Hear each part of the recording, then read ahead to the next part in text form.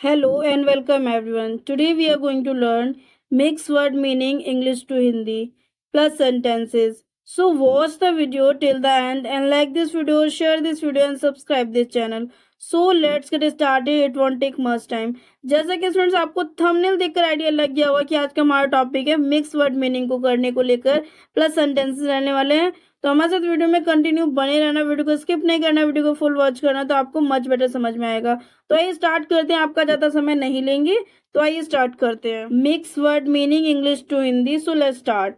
This का मतलब होता है ये है। दिस इज माई बुक, ये मेरी किताब है। तो मीनिंग देखेंगे, दिस का मतलब होता है ये है, इसका मतलब होता है माई बुक का मतलब होता है मेरी किताब।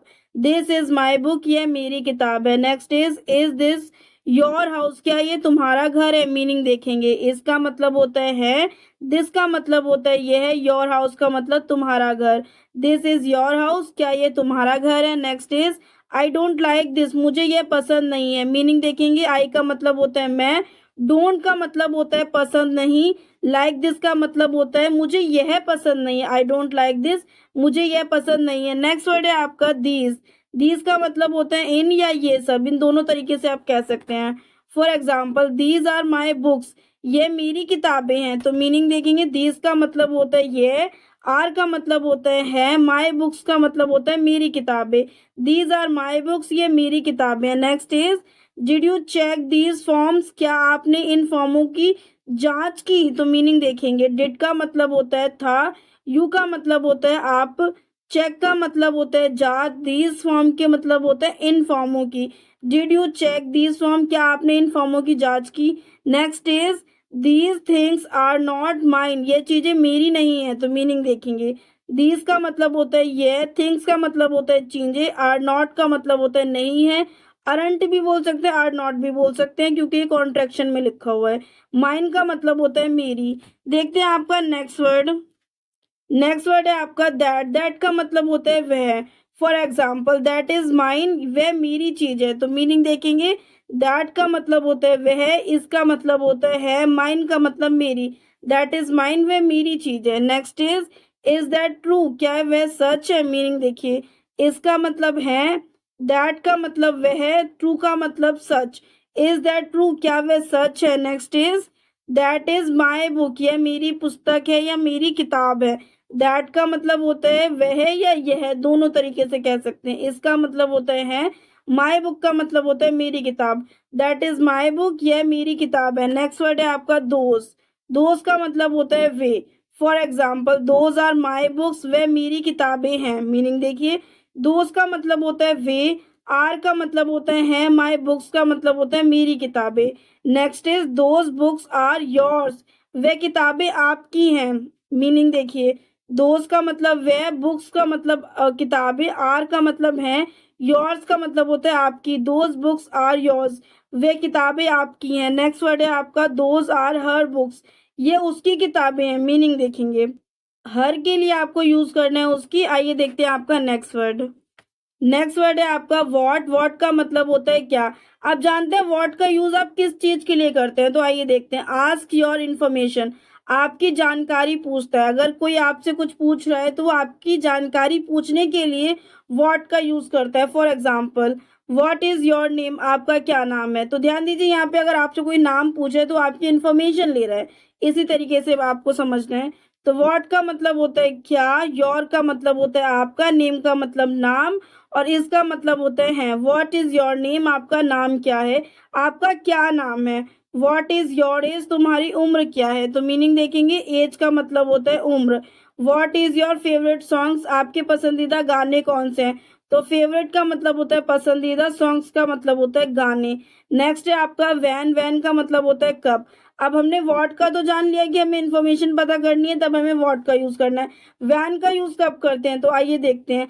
आस्क अबाउट टाइम, मतलब वैन का यूज आप समय के बारे में पूछने के लिए करते हैं, समय के बारे में पूछता है। जो वैन वर्ड होता है वो समय के बारे में पूछता है। तो आइए देखते हैं example, when did he leave, वह कब चले गए। तो ध्यान दीजिए, यहाँ पर समय की बात हो रही है कि वह किस समय चले गए। कब का मतलब है कब चले गए, क्या समय हो रहा था, उस तरीके से पूछा जा रहा है। तो वैन का मतलब होता है कब, डिड का मतलब होता है था, ही लीव का मतलब होता है वह कब चले गए। ही का मतलब होता है वह, और लीव का मतलब होता है जाना या चले गए। Next is when did he go, वह कब गया। तो मीनिंग देखेंगे, डिड का मतलब होता है था, गो का मतलब होता है गया। व्हेन डिड ही गो, वह कब गया। यहाँ पे आप कम का यूज कर सकते हैं, COME कम, क्योंकि यहाँ पे 2 बार वर्ड आपका रिपीट हो चुका है। तो when did he come use करेंगे तो वह कब आया, गया की जगह आया की बात हो जाएगी। तो ये था आपका व्हाट और व्हेन का यूज। आई होप आपको समझ आ गया होगा। आइए स्टार्ट करते हैं आपका नेक्स्ट वर्ड। नेक्स्ट वर्ड है आपका वेयर। वेयर का यूज, वेयर का मतलब होता है कहाँ। आप जानेंगे वेयर का यूज किस चीज के लिए करते हैं। तो आस्क अबाउट प्लेसेस, स्थानों के बारे में पूछता है या जगह के बारे में पूछता है। जो आपका वेयर वर्ड होता है वो जगह के बारे में पूछने के लिए इस्तेमाल किया जाता है। For example where are you going, आप कहाँ जा रहे हैं। तो मीनिंग देखेंगे, वेयर का मतलब होता है कहाँ, आर का मतलब होता है रहे हैं, यू का मतलब होता है आप, गोइंग का मतलब होता है जा। वेयर आर यू गोइंग, आप कहाँ जा रहे हैं। तो मीनिंग देख लिया आपने। आइए देखते हैं आपका next sentence. Where are you from, आप कहाँ से हैं। वेयर आर यू फ्रॉम, आप कहाँ से हैं। तो मीनिंग देखेंगे, फ्रॉम का मतलब होता है से। वेयर आर यू सर जी, आप कहाँ हैं सर जी। तो मीनिंग देखेंगे, यहाँ पे सर जी का मतलब होता है सर जी, और वेयर आर यू का तो आपको पता ही है कि आप कहाँ हैं। तो ये था आपका वेयर का यूज। अब बात करते हैं देयर के यूज की। तो देयर का मतलब होता है वह, और आइए देखते हैं देयर का यूज किस लिए करते हैं। तो लुक देयर, वहां देखो, मतलब किसी चीज को हमसे कहीं थोड़ी सी दूर है तब हम उस चीज के लिए वहां का यूज करते हैं। तो लुक देयर, वहां देखो। इज इट देयर, क्या ये वहां है। या हम कहीं हमसे कोई चीज दूर है तब हम वह का वहां का यूज करते हैं कि वहां देखो, क्या यह वहां है, वहां कौन था, मतलब हम थोड़ी सी दूर की बात करते हैं। तो देखते सेंटेंस आपका, इज इट देयर, क्या ये वहां है। तो मीनिंग देखेंगे आपका, इसका मतलब होता है देयर का मतलब होता है वहां। नेक्स्ट है आपका हु वॉज देयर, वहां कौन था।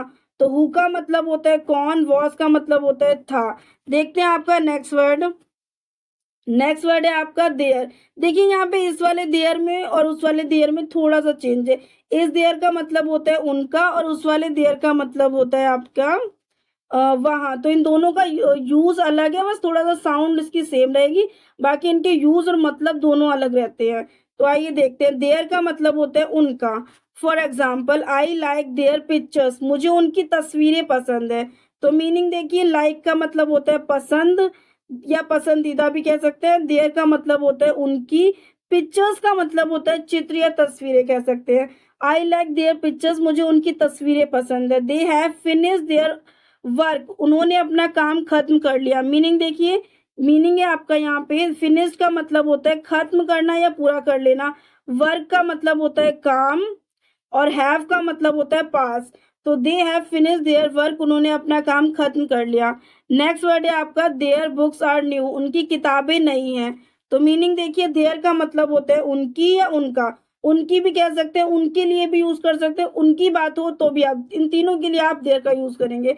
देयर बुक्स आर न्यू, उनकी किताबें नहीं है। तो मीनिंग देखेंगे, देयर का मतलब होता है उनकी, उनका उनके, बुक्स का मतलब होता है किताबें, आर का मतलब होता है, न्यू का मतलब होता है नई।